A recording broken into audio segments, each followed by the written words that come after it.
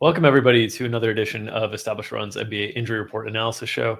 Friday edition. Happy Friday to everybody out there. Hope you got big, fun weekend plans ahead, other than grinding NBA and props and projections like Mike Gallagher and myself.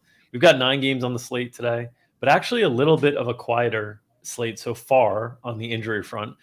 We'll see what pops up. The good news is there's not a lot that we're really waiting on from like a questionable standpoint. So why don't you kick us off, Mike, with the biggest injuries to keep an eye on tonight? Yes, so we just got one that's big. It's Malcolm Brogdon. He's going to be questionable with an illness for a late game that we'll have to keep an eye on. That one's in Portland, against a defense that's getting shredded. So he would have been in a pretty good spot.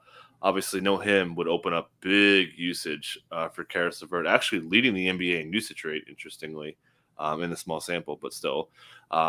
And add to that, TJ McConnell has a shooting wrist injury, and Rick Carlisle said that he's not shooting the ball enough because he's injured. So, LeVert could really put up some big numbers against a vulnerable defense if Brogdon doesn't play. More units for Sabonis as well. And Carlisle actually snapped at a media guy. Just wanted to note, he was asked about Miles Turner not scoring. He was like, stop asking about Miles Turner not scoring. He was pretty perturbed by it. So, fun little note, and they should score a bunch of points in Portland. Yeah, Portland's been a team to target with game environments pretty much all season long. So certainly, if Brogdon was out, that would open up opportunities not only for Karis LeVert but TJ McConnell as well. We've seen TJ McConnell thrive in that role in the past. It's a little different when LeVert's there because LeVert can handle a lot of the ball handling too. But would imagine that they stagger those two a decent bit to allow them to kind of thrive in their own situations. And then the other late game spot to keep an eye on is New Orleans going into Golden State. Brandon Ingram, questionable. Once again, your thoughts on his availability for tonight? Yeah, so he was game time in the last time, did his warm-up routine, and it just, based on the quotes from Willie Green, it seemed like he didn't have much of a chance. But you're talking about a hip contusion, and those just take time to heal. He did have an outside chance to play from what I'm reading. So, 2 days later, he's had a full week to recover this thing. I don't think the injury was that bad when he first suffered it. I'm surprised he's missed this much time. So he should be back. Not for sure. Pelicans not playing well. And then to add to that, they do have Herb Jones, who was placed in concussion protocol just 2 days ago. It's really hard to clear concussion protocols in 2 days. It's happened, but I'm not expecting him to play. So we saw Garrett Temple get the start. Obviously, Brandon Ingram moved right back, start next to Josh Hart, the power forward spots, 2 guards, Devontae Graham, and Nickeil Alexander-Walker with arrested Joval. To quick note on that one, Willie Green said that the back-to-back wore JV down. He needed a rest. He wants to go right back to him. So if Brandon Ingram's not playing, it could be, just feed the ball to Joval against the Warriors, who are running like crazy, playing great defense as well. The Warriors look awesome. Yeah, tough spot to get excited about New Orleans guys tonight, just in general, with price elevation due to some early season opportunity increases without Zion, without Brandon Ingram. Now going into a matchup against Golden State, who's very, very strong defensively. Tough spot to get excited about, but certainly if Brandon Ingram were out, that would open up even more opportunities. We've seen Devontae Graham, we've seen Jonas Valanciunas benefit from them. We haven't seen Nickeil Alexander-Walker benefit from them just yet, but those opportunities should be there still. If Ingram was out, that game would introduce even more blowout risk, I think, than what it has currently, where the Warriors are, 9.5 point favorites, something like that. So just be careful with New Orleans tonight, though. But that is the late game, so we'll we might not know. In terms of other injuries to kind of keep an eye on, there's some smaller stuff out there. Killian Hayes has a thumb issue. We've seen Killian play a little bit better of late with Cade Cunningham next to him, and I think that's not super surprising. I think it actually opens up the floor with a little bit more spacing and a little bit of a secondary threat. But it's also hard to get excited about any of the Detroit guys from a fantasy perspective, just because, they can get blown out any given night. We saw it against Milwaukee the other night. They just got wrecked.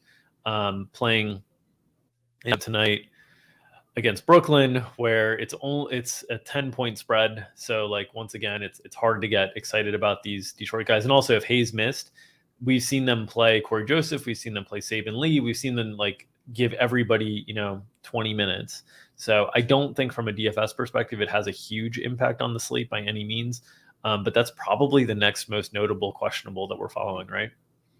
Yeah, so I think the interesting thing too is I definitely think they do start, if and just to get the background on Killian, jammed his thumb last night, shooting thumb, and he is very left hand dominant. So if that left hand is hurting him, he probably shouldn't even play. But yeah, Casey said that he was fine after the game, didn't have any concerns. So they're probably just listed him as questionable just to see how he is. So probably should play, but never know.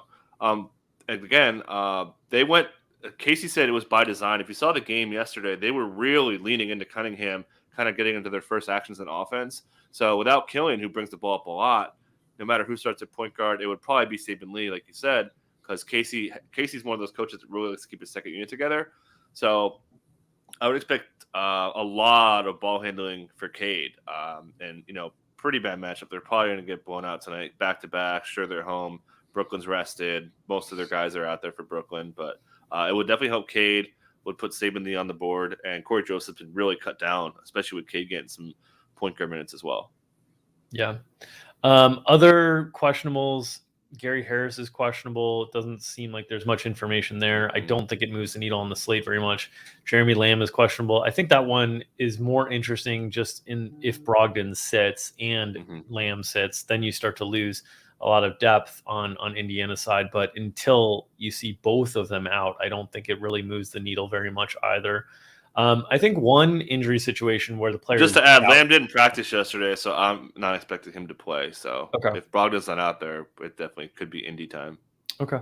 One other situation, PJ Washington is doubtful for Charlotte. It doesn't sound like he's going to be able to play, though we have seen Charlotte go from doubtful to probable at different points this year. So we will see that one. But I think that one is actually pretty impactful from a DFS perspective because in the two games that PJ Washington sat prior, they got really uncomfortable giving backup center minutes to Nick Richards or like really anyone else. And so Mason Plumlee in both of those games got up to 32 minutes. One game he actually got up to 36, 37. It was an overtime game against Boston. But that kind of increase in a minute ceiling for Mason Plumlee makes him pretty interesting from a tournament perspective. And it's a great game environment that people are going to want to attack tonight, Charlotte and Sacramento. So I think Plumlee gets a big boost without PJ Washington here.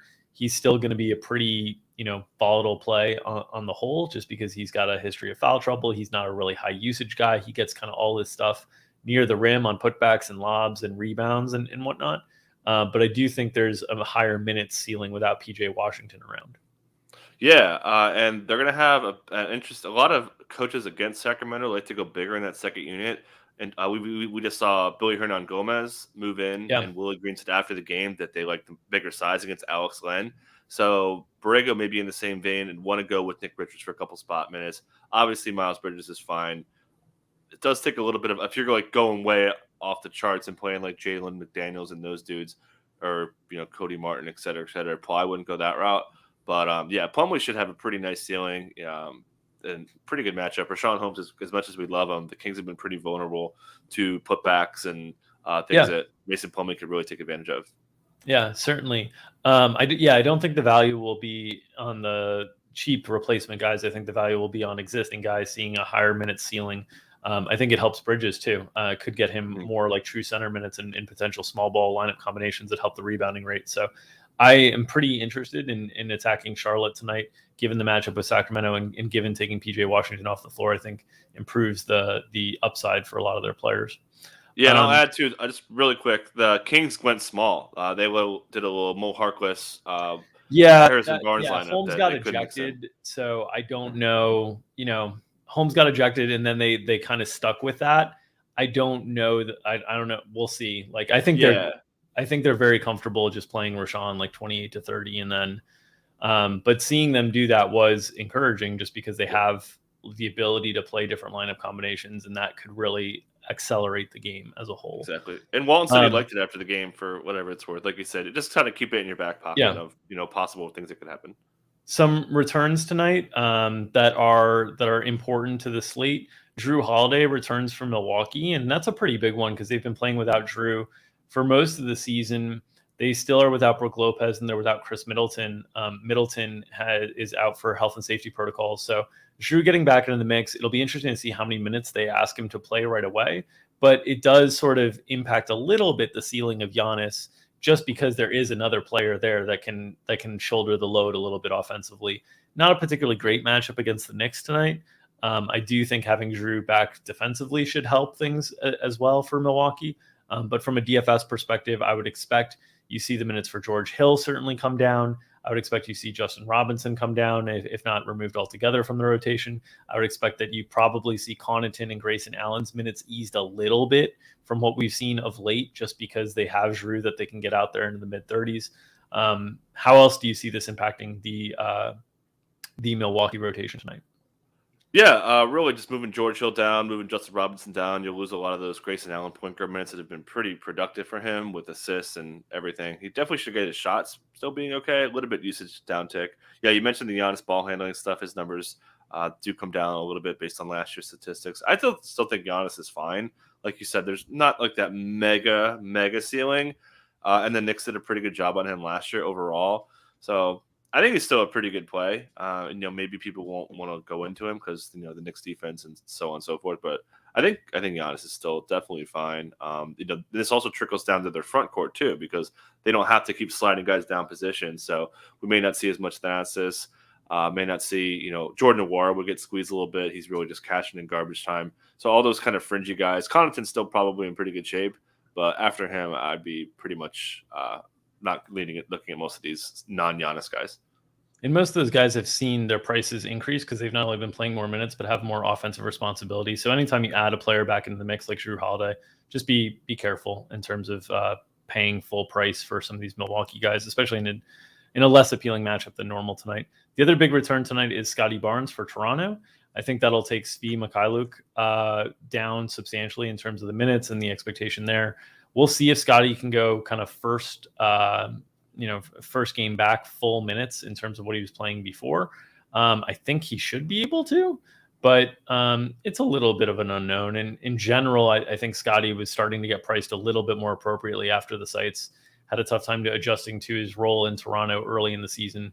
But that should remove some of the offensive responsibility for OG Anunoby, should make it a little bit more volatile with Precious Achiuwa and Khem Birch as well as Svi Mykhailiuk in terms of minutes, just because those guys are going to be most vulnerable to seeing their minutes filled by Scotty Barnes here. Yeah, so Svi Mykhailiuk definitely goes away, as you said. The other thing that you pretty much nailed everything. I just want to talk about the center spot really quick. So Khem Birch keeps taking over, and Nick Nurse keeps praising this guy, while Precious Achiuwa 2 games ago said he was out of character and is not doing it on either end. It looked like Van Vliet was trying to force feed Precious to get him going, but yeah, I think Birch is going to probably start tonight in a matchup where they're going to need size, right? Like Precious is more of a small forward in a center role right now, so I wouldn't be surprised if they go with him against that big Cleveland front court. And just to add to that really quick, Bickerstaff did say he did like that big front court with Dean Wade, so we may not get a big Jetty game. And the Raptors are playing much better defensively as well. Yeah, the Raptors, they have a lot of great defenders. Van Vliet, Anunoby, Scotty Barnes looks like he's going to be a plus defender, even as a rookie. So Gary Trent's a pretty good defender. So they've got a lot of defense. The question was ultimately, would they have enough depth to kind of get through the early parts of the season without Boucher and Siakam? Boucher came back earlier.